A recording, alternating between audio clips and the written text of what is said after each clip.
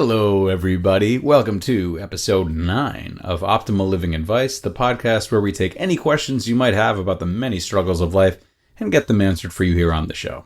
I am your host, narrator, certified life coach, Greg Audino, and today we're going to have a little bit of a throwback. Now, prior to working on this podcast, I've answered a number of viewer questions sent in by my own audience on my website.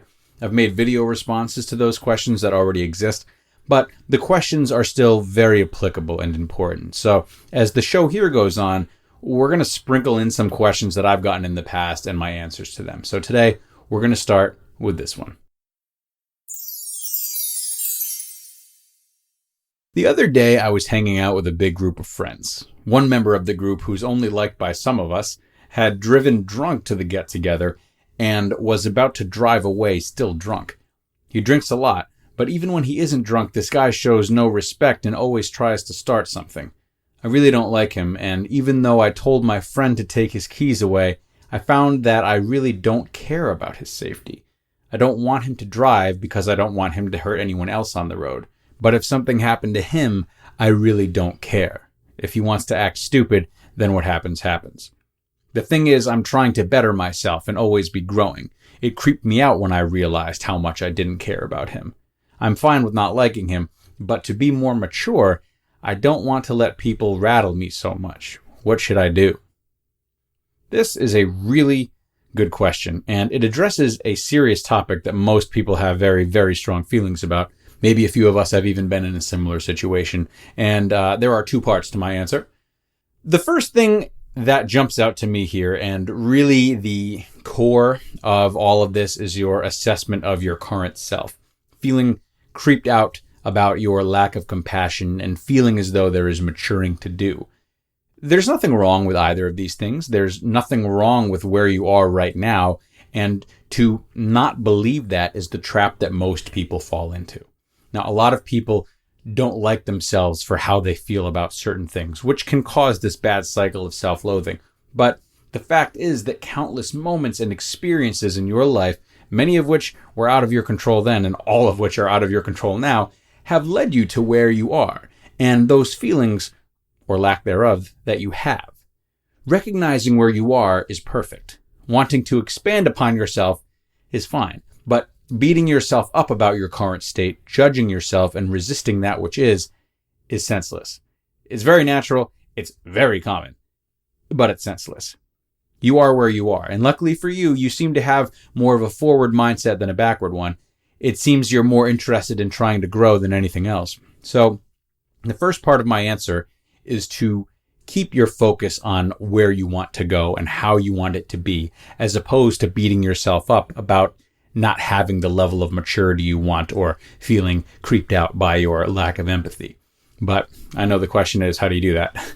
So, most people are not going to take action on something or be enthusiastic about taking action on something if there isn't a personal investment in it, if they don't have an exciting result that they believe in. So if a priority of yours is growth, then that should and can be your driving force in overcoming your feelings towards this guy and any similar situations that might unfold in the future. My bet is that this guy is going to be a continued presence in your life, being that you're part of the same friend group. I'm gathering that you're content with not liking him, but based on how you envision a fuller and more mature you just don't want to let him, or anyone for that matter, rattle you or just have that much power over your stability. Personally, I might caution labeling maturity as a specific this or that, but it seems to me you have a vision of where you want to be, which is a great place to start.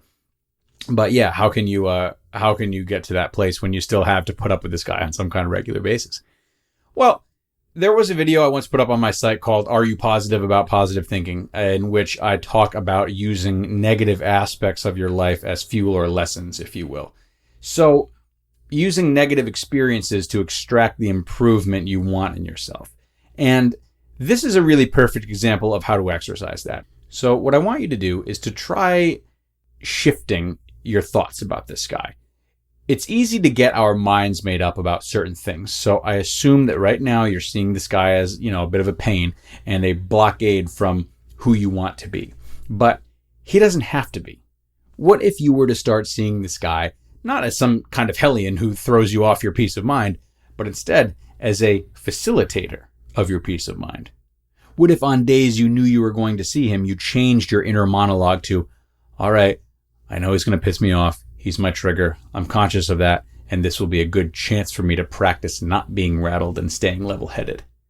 In this way, he is no longer preventing you from becoming who you want to be. He's now assisting you. See? Based on how you phrase the question, personal growth seems to be your primary concern here, which is why I recommend using this approach. But really, depending on what else is driving you in this specific situation, you might also see this guy as an opportunity to help someone with an addiction, or to take a stance against drunk driving, or to address the concerns of your friend group. Either way you choose to proceed, I just want to congratulate you for targeting the source of your pain and being willing to do something about it. Oftentimes it's frustrating to look back on something and wish we would have handled it differently, but the more you do that and the more you reflect on how you could have done something differently, the more readily available this mindset will be when you're in the heat of the moment in the future. So I want you to be patient with yourself and trust that there is nothing wrong with you. Don't get wrapped up in I should be this or I should be that. If you see a change you'd like to make, take action towards that vision by turning triggers into opportunities. And remember that you have value regardless of whether or not that vision is fulfilled. That's really the essential element of what I have to say to all of you guys, is that to be attached to the image of how you feel anything should be is perhaps our greatest source of suffering. And that does it, guys and girls. I was really happy with that question, and I felt like its themes were highly important. So I was particularly excited about adding it to the roster on the pod here. If you have a question of your own that you think is important to have answered here on the show, please do submit it to us at advice@oldpodcast.com. That is advice@oldpodcast.com. Looking forward to receiving many more great questions. The list is already piling up, and we are thankful for that, but always looking for more, though. Can't get enough. Can't wait to hear from everyone. Thanks for stopping in, and have a good one, guys.